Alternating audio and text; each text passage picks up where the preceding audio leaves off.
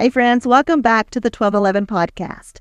We're so glad you're joining us today. I'm Jennifer and I'm here with my co-host and amazing friend Tabitha. Today we have another powerful episode that points to the goodness of God. We're sitting down with an amazing woman of faith, Niki Bryant. Niki's story is one of incredible perseverance. Diagnosed with an incurable kidney disease at the age of 2, she's faced her share of battles and pain.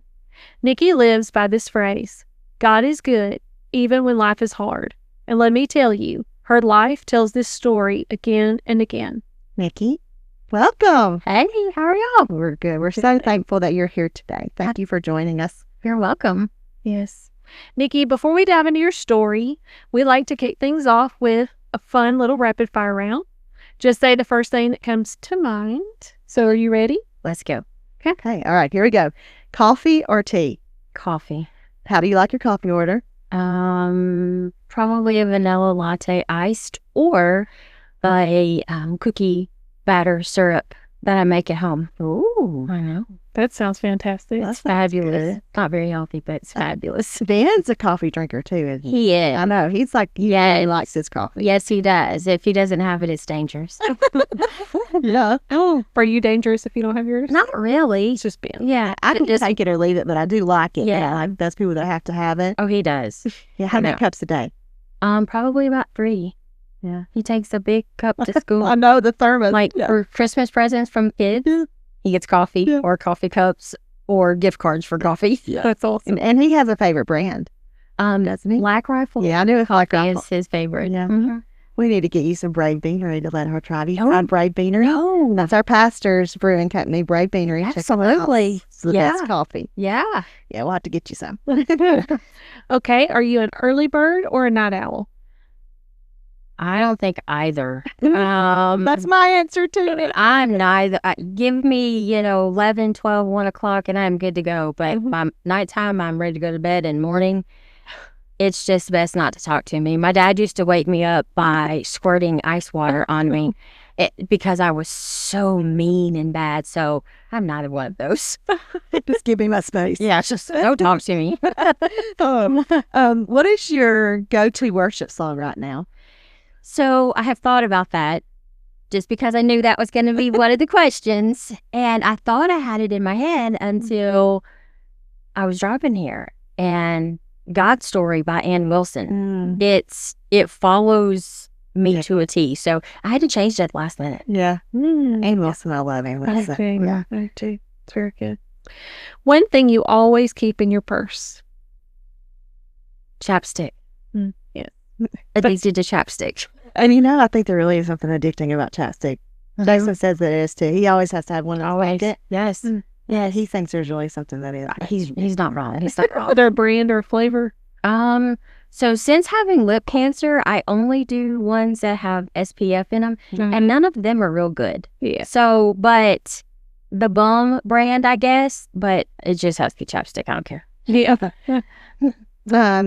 What would be a dream vacation spot for you? Hawaii. We were supposed to go to Hawaii on the anniversary right before I had kidney transplant. We decided to have kidney transplant instead of Hawaii. Yeah. So, but Hawaii, yes. Yeah. Well, maybe one day. One day. Yeah. When Ben gets to retire. Exactly. What is your favorite comfort food? So a funny thing about me is I don't have favorites. I'm a weirdo and don't have favorites. But if I had to say something, soups. Fall is my favorite, so anything soup. Yeah. I've been burning a pumpkin candle. Yes. You're ready. I wanted to make chili the other day and just turn the air down low and say, pretend we're in a tent. I can eat chili anytime, but Tyler's like, no, it has to be a little bit. Yeah, Ben looked at me like I was crazy. What is one lesson that you learned the hard way?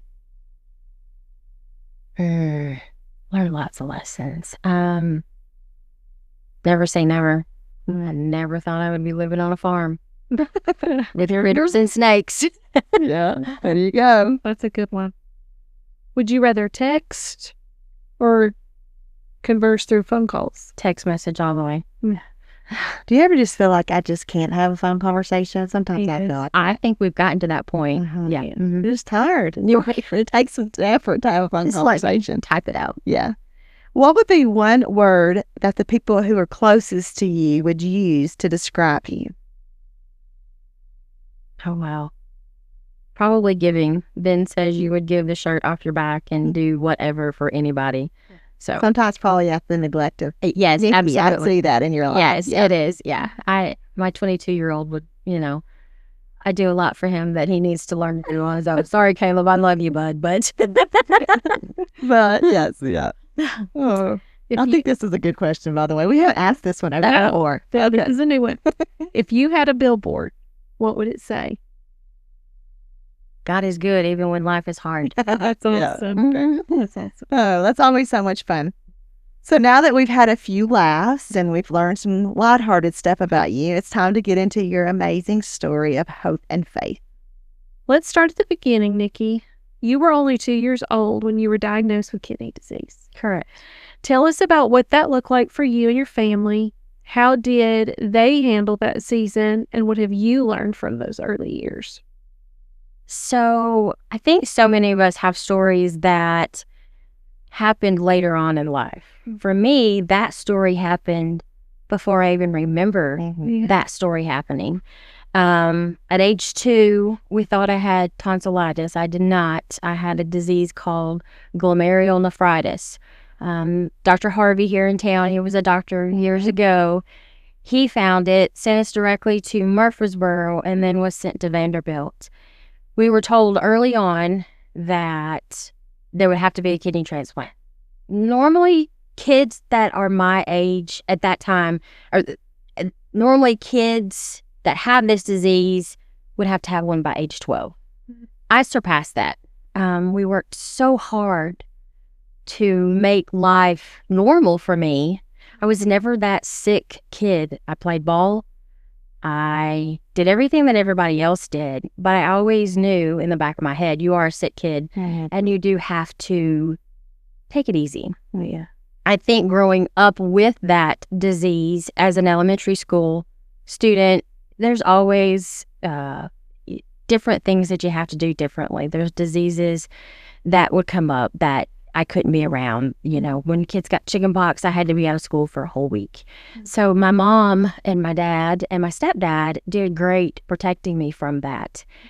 As I grew older, middle school, high school, I kind of had to do that on my own. And I think middle school, probably 6th grade, when at the time we went to Grace Baptist Church and Ken Hindman came in as the youth pastor. And I think when he came in, my faith grew, and then that's when my faith had to connect to my kidney disease, and it became full circle for me. I knew without God in my life, I could never be that normal kid per se. Definitely wasn't ever normal, but as time went on, high school years, I still did pretty much everything I wanted, but I had to be careful again. Fast forward to, I met my now husband, Ben. We had discussed marriage after high school, but we waited 8 long years, but that's okay. And love you, Ben. Decided to get married. And how old were you then? I was 26. Okay. Yeah, no, 24. Ben was 26. So anyways, being a mom and a wife really and truly was the only thing I ever wanted to be and do. But I had always been told from age 2, there will never be a baby. So Ben and I got married. We discussed it. We prayed really hard. Went to my kidney doctor and I said, okay, we want to have a baby. And he said, that's fine. You can try, but it will not happen. It's just not going to happen. Ben and I had been to Disney World. Disney World works every time. I came home. I knew something wasn't right. I was pregnant, terrified, because we had always been told there would not be a baby. As time went on, we went and saw a doctor. That doctor, yet again, kind of busted my bubble. took my faith down the drain because he told me, you need to have an abortion. You will never get him here and you will die. I remember walking out of that doctor's office and I called Ben and I said, I will do this because I have God walking hand in hand with me. So we fired that doctor. Found us another one. It was a scary pregnancy. Absolutely. Because I knew what my life had been before and I knew how hard kidney disease was in itself. But again, I had God by my side and I knew we were going to do this one way or the other. 33 weeks rolled around. Our goal was 34 weeks. Caleb came at 33 weeks. He was very small, very sick. But God brought this kid to me when everybody said that it wasn't possible. Fast forward, Caleb was 3. My kidneys had shut down was the reason I had to have Caleb. And so fast forward to 2006, we started on the kidney transplant journey. We had no idea what that even meant, what it even looked like. But again, I was told at an early age, you would have to have. Only by the grace of God did God let me get to that point in life, because originally I should have been around 12. Thankfully, we had a living donor. My mom was my donor. She was an instant match. We didn't have to do any more. Huge blessing. Yes. Most definitely. I think. Yes. It's one of those things. She gave me life one time and she gave it a second time. That's beautiful. Yes. Transplant was scary. It was hard. It still is hard. Sure. So do you live the rest of your life on anti-rejection? I won't take anti-rejection drugs for the rest of my life. And it will kill immune system every day. Because if not, then your body thinks that is a foreign. Yeah. Wants to reject it. Yes. Yeah. I will never forget, Ben walked in. We were living in Murfreesboro. Ben walked in. It was about a month before transplant. I was sitting on the floor folding socks. I will never forget this moment. And that moment is a huge turning point for me. He walked in, he dropped his stuff, and he said, what if this doesn't work? And I said, but it will. And he said, how do you know this will work? And I said, because we have God in front of all of this. And he said, I just don't, Niki. No, Niki. I looked at him and I said, you're going to have to get yourself together. I said, I don't care if that means you leave for the day or whatever, but you have to know that everything's going to be okay. But that folding sock moment was such a pivotal point for me. Having transplants, came home. I had a 3-year-old to take care of. My mom couldn't help me take care of that 3-year-old because she was down too. And so we had tons of help. But I still, because I'm hard-headed and I'm giving, I wanted to take care of him. And I think having that 3-year-old at home made me get up. Your wife. Yes. And it just is. Couldn't sit down. I know. There was no way. I chased him. So, fast forward till now, transplant is still hard. Sure. You think that you have life figured out on a day-to-day basis, but when you have a chronic illness, you never know the next morning you wake up what's going to be thrown at you. Right. And so what I try to tell people, you may not see that chronic disease on the outside, but on the inside, it's one of the hardest things to walk through. But if you don't have God by your side, if you don't have that support system, you'll never make it. Yeah. It's real easy, I think, when you're talking about the kind of chronic illness that you're talking about that often are hidden. Like you're saying, the things that people, autoimmune diseases of all kinds that on the outside people look healthy, right? And so I think it's real easy for people to be judgmental or critical when they look into someone else's life and the limitations that person has. I'm sure you've experienced some of that in your life. Absolutely. Talk a little bit about what that's looked like for you to be able to kind of filter through the opinions of others and how others might misjudge or criticize, and the lesson for all of us in that, I think. I think the lesson in all of it is don't be quick to judge a book by its cover, because you have no idea what's going on the inside of anybody. Right.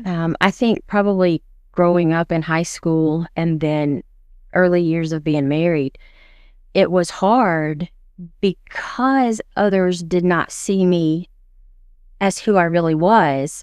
because I put on a pretty cheer face, because I didn't want to be considered sick or anything like that. So the judgment of others is very hard. But I will have to say, the community that rallied behind us during transplant, during the time Caleb was born, was amazing. But it is hard. It is hard when you are judged. You may not look sick. Right now we're dealing with, my kidney is starting to slow down some, but that's to be, it just happens. It just does. And so we're having a really hard time because I'm not as energetic and able to do as much as what I did before. So we're all kind of like, this is not normal. This is not who I am. And, Ben is trying to take up the slack and he's doing such a great job. But I said, Ben, I can still do this stuff. It's just at a slower pace. And I know Caleb has a hard time because Caleb's never known me to be slow and not be able to go. So I know it's really hard on him as well. Caleb's girlfriend, Lauren, is amazing. She has stepped in and she helps so much with different things. I'm so thankful for the outside world helping. Mom and David are so quick to step in and come to the house and do whatever is needed as well. But the judgment is hard. It's real. It's very real. And I think that's a good reminder, not even just about illness. I think about that at church on Sunday mornings, how many people come in with a smile on their face, and it's really just hiding a just deep pain or deep hurt that we often have no idea what anyone else is carrying. And I think we all have to remind ourselves of that, just every day, of like, even when people are hurtful toward us, that often it has nothing to do with us. No. We're just the one that took the target. We were the target of it, but a lot of times it's not even about us. No, not at all. Not at all. You mentioned earlier your motto of life, God is good even when life is hard. Talk about how that phrase kind of became your motto and what that really means to you.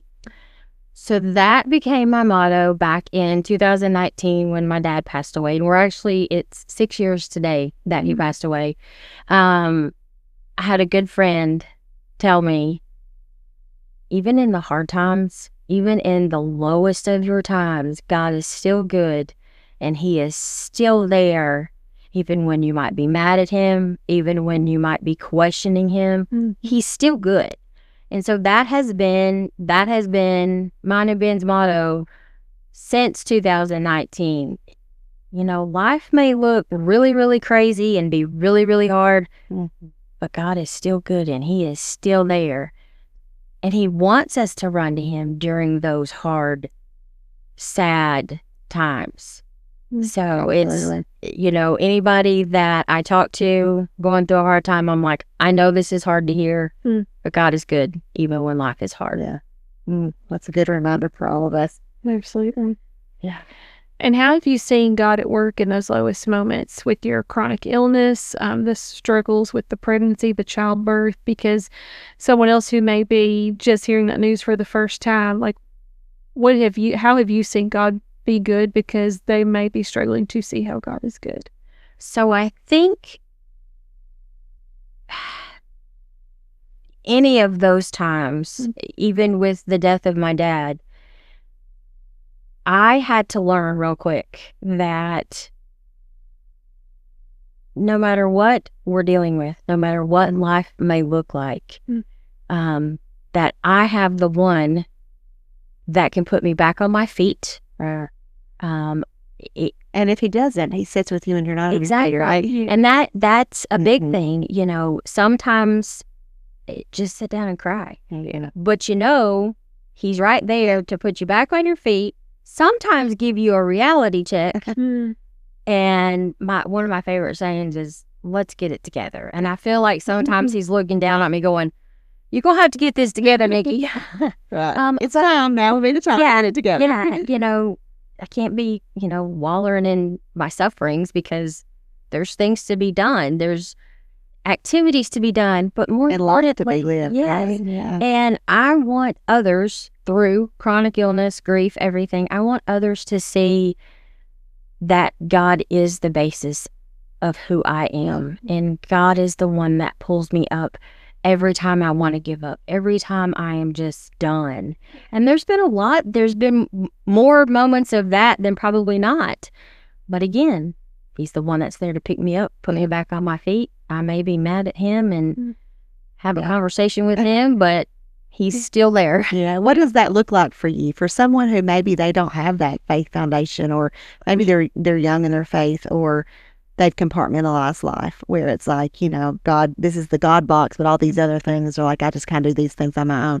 So what does that practically look like for you, that God is like foundational to every part of your life? And when you say that, like, he picks you back up, like, what are some of the disciplines or the practices that you have in your life that kind of keep you anchored in him and going back to him? I think prayer, most definitely.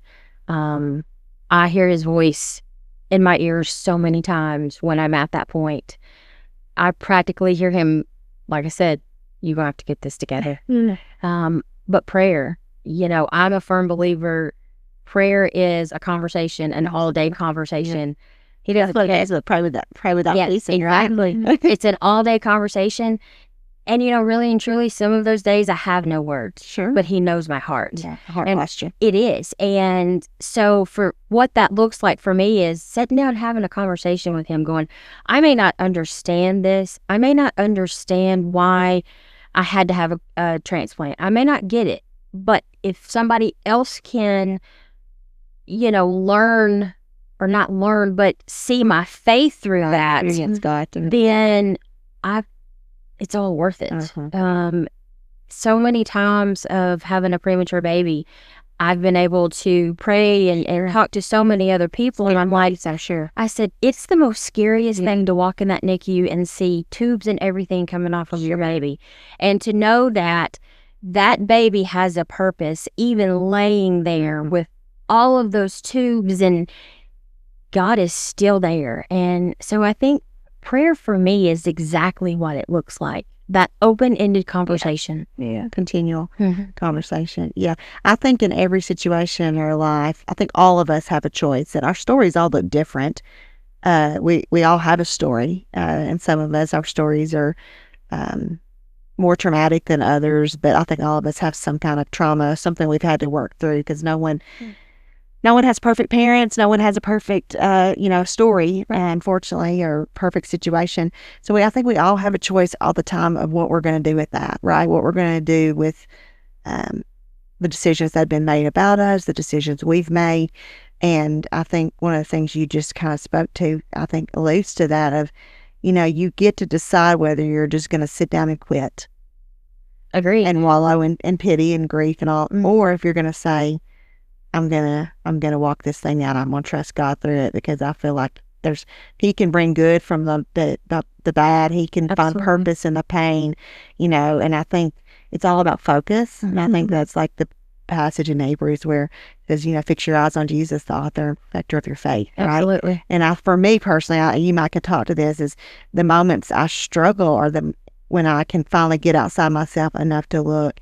It's because I've shifted my focus. Right. I've shifted inward or outward to other people instead of having my eyes fixed on Jesus. And I think that's what prayer does, is it continually shifts our focus, our gaze back to him. Absolutely. And I think another thing with a medical issue, so many doctors, they're not believers. Yeah, there's faith for them. There's nothing there.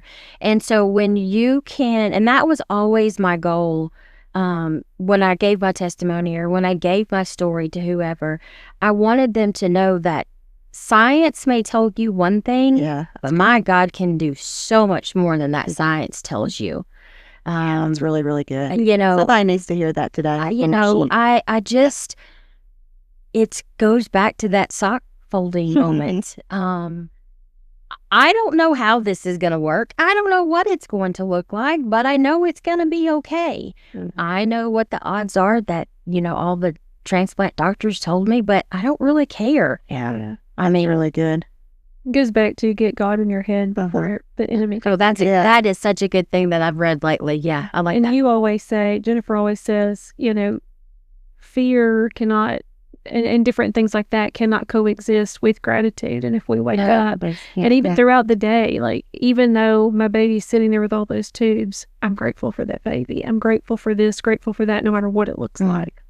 Yeah, that makes me think of the story with Daniel, Shadrach, Meshach, and Abednego, and that, like, what I feel like you're speaking today to those that are listening is like this even if kind of faith. Absolutely. You know, I think just exactly what you said, like medicine or science may tell me that this is the impossible.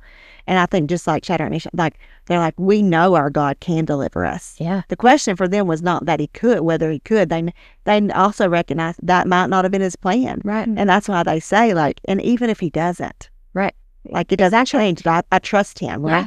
And that's a powerful place to be when you're going through hard moments that don't make sense, that seem bleak or uncertain, and you do have these negative voices, or the voices of doubt, or sometimes they would say it's the voice of reality, right? Of like what that Right. all the time we know, like, God defies all those things, and I think that the important thing is to know, like, God can deliver you. He may not choose to, because that may not be the path, that the purpose, right? But we can trust him, Right. even if. Ben and I just had a conversation yesterday, I guess. We were sitting on the back patio, and there will have to be another transplant.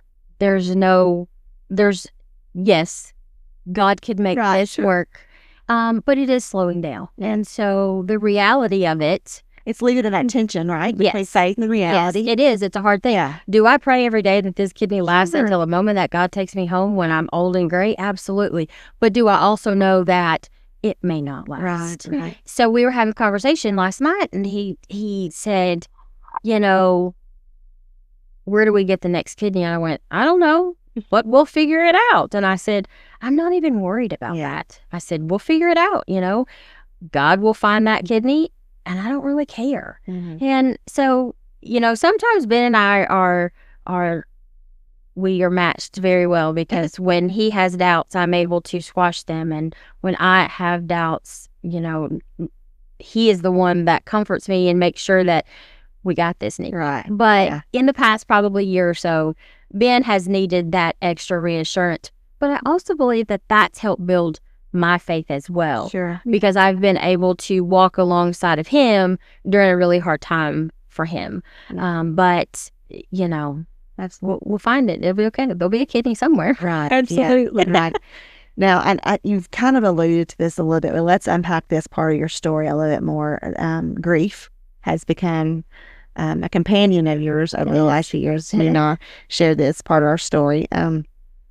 Talk about that part of your story with the loss of your dad, and what that's looked like for you, and how you've walked through that grief with God, and how you're continuing to walk through. You said, today's, as we're recording this, is the date that you got that call that changed everything for you. So unpack that for us. So July 23rd of 2019, Daddy and I were supposed to go to eat lunch together at Cracker Barrel, and he gave me a phone call about 12:15. I was actually going into my transplant doctor here in town, and he said, I will meet you at Cracker Barrel at 3:00. I went, okay, that's fine. And so I sat and had a conversation. Because your dad was an over the road truck driver. No, he actually lived in Okay. Jackson. Okay.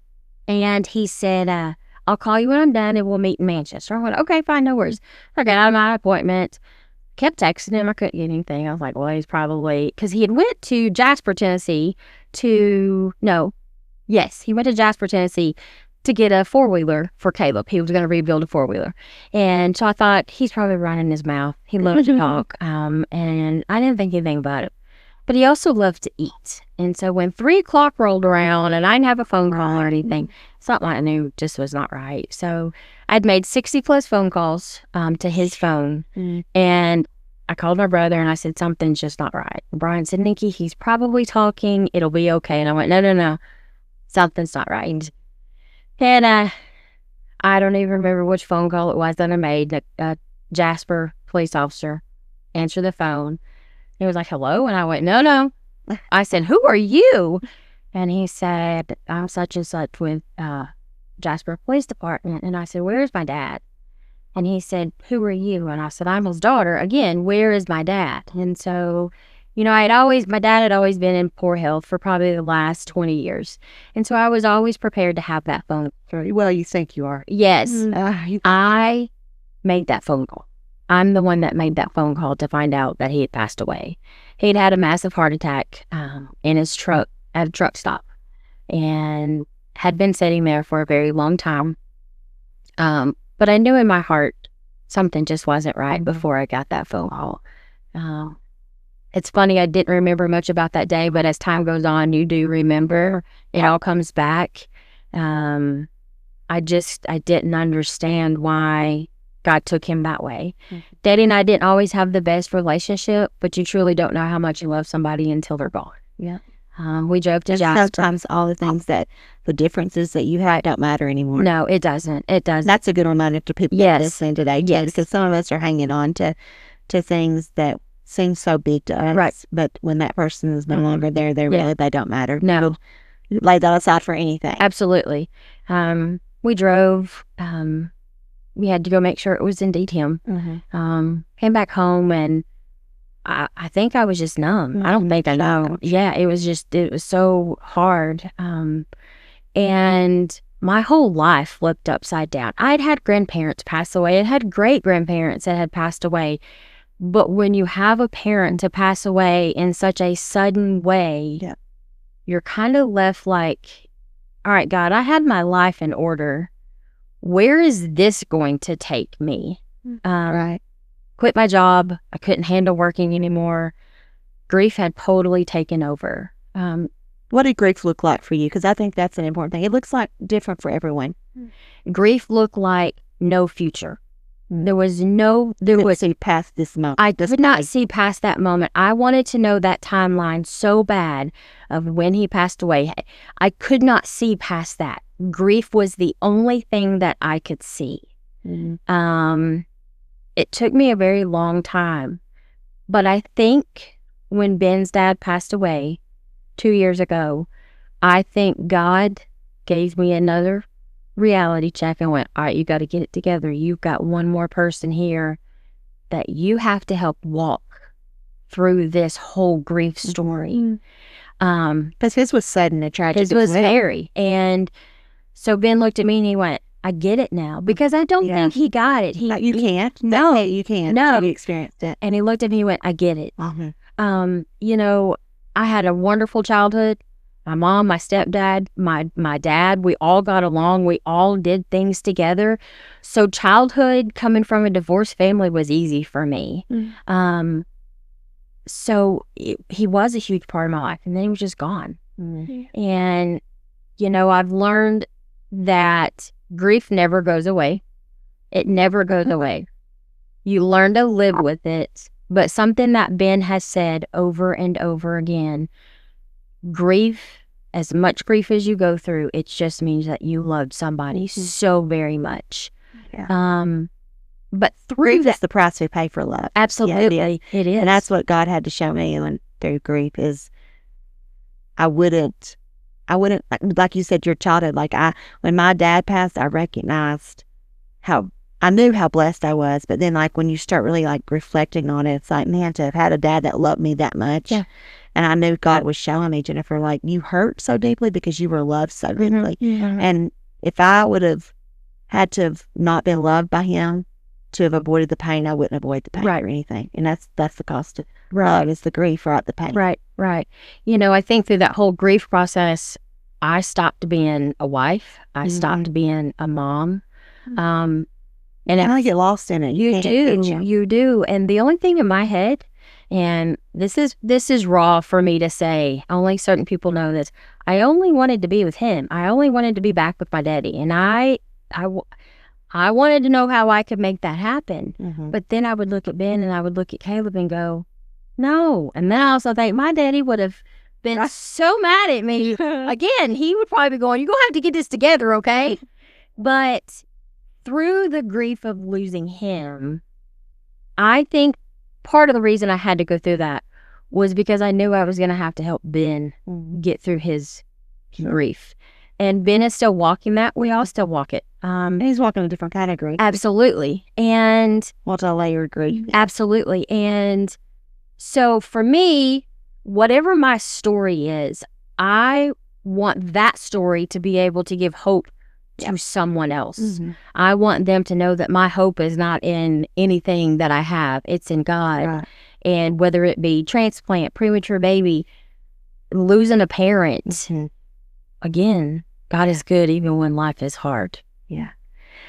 Talk a little bit more about your community, the importance of community, because that's something we talk about on 1211 a lot, is the gift of community as to walk through the seasons, because we were created for that, for relationship. Absolutely. But grief often makes you want to just pull away and isolate yourself from community as well. So I agreed wholeheartedly. You know, I said I quit my job. I loved my job, and I just walked away from it. I didn't want to talk to anybody. I didn't want to look at anybody.